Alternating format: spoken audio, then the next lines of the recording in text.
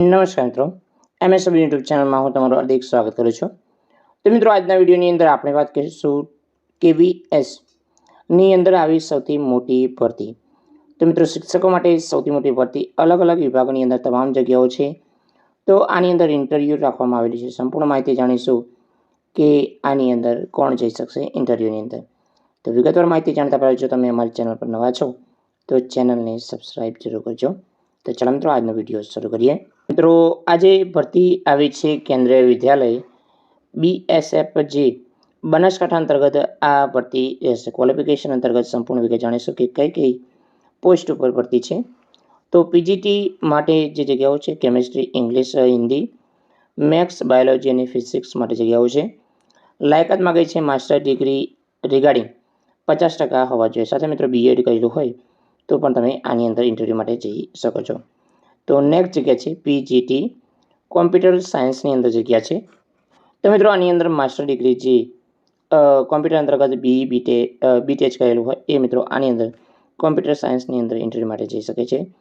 તો TGTS અંતર્ગત જે જગ્યા છે એની અંદર અલગ અલગ પોસ્ટ તમે જોઈ શકો છો. એની અંદર છે English, Hindi, ST, science, maths અંતર્ગત જગ્યા છે.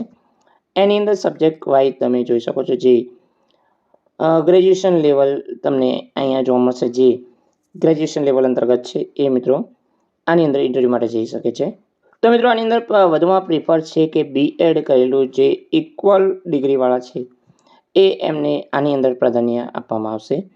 તો TGT અંતર્ગત સ્પોર્ટ કોચ માટે જગ્યા છે. એની અંદર bachelor degree in physical education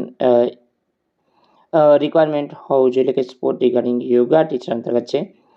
PRT માટે જગ્યા છે એની અંદર સિનિયર સેકન્ડરી જે કરી પાસ કરેલું હોવું જોઈએ, 50% તમારે હોવા જોઈએ, અને 2 વર્ષનો ડિપ્લોમા એજ્યુકેશન અંતર્ગત હોવા જોઈએ. તો મિત્રો, આની અંદર તમે જોઈ શકો છો 50% તમારે BIEd કરેલું હોવું જોઈએ. મ્યુઝિક ટીચર અંતર્ગત જે જગ્યા છે એની અંદર પણ તમે જે બેચલર ડિગ્રી જે મ્યુઝિક ટીચર માટે છે એ હોવી જોઈએ. નર્સરી ટીચર અંતર્ગત બાલવાટિકા અંતર્ગત જગ્યા છે એની અંદર સિનિયર સેકન્ડરી ક્લાસ એટલે કે ધોરણ 10 અને 12 પાસ જેમને કરેલું છે એની 50% હોવા જોઈએ. તો મિત્રો, એની અંદર પણ જે ફિઝિકલ જે BEd કરેલું હોય એ પણ નર્સરી અંતર્ગત જઈ શકે છે. ડૉક્ટર અંતર્ગત જે જગ્યા છે એની અંદર મિનિમમ MBBS કરેલું હોવું જોઈએ. કાઉન્સિલર માટે જગ્યા છે MA, MSc, psychology, PG diploma, graduation કરેલું હોય એ મિત્રો કાઉન્સિલર માટે જઈ શકે છે. નર્સ માટે જગ્યા છે ડિગ્રી ડિપ્લોમા નર્સિંગ કરેલું હોવું જોઈએ.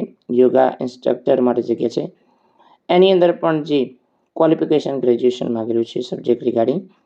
કોમ્પ્યુટર ઇન્સ્ટ્રક્ટર અંતર્ગત જે જગ્યા છે એની અંદર કમ્પ્યુટર ઇન્સ્ટ્રક્ટર અંતર્ગત BTech કરેલું હોવું જોઈએ અને સ્પેશિયલ એજ્યુકેટર અંતર્ગત તમારે હોવા જોઈએ.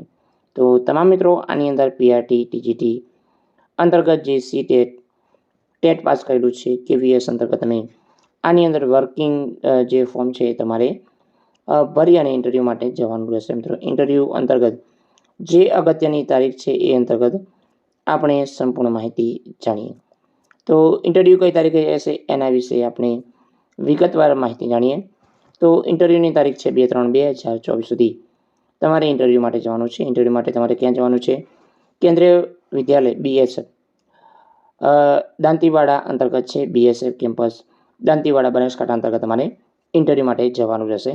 તો તારીખ છે 2/3/2024. તો મિત્રો, આથી સંપૂર્ણ માહિતી. જય હિન્દ મિત્રો, વંદે માતરમ, જય ગરવી ગુજરાત.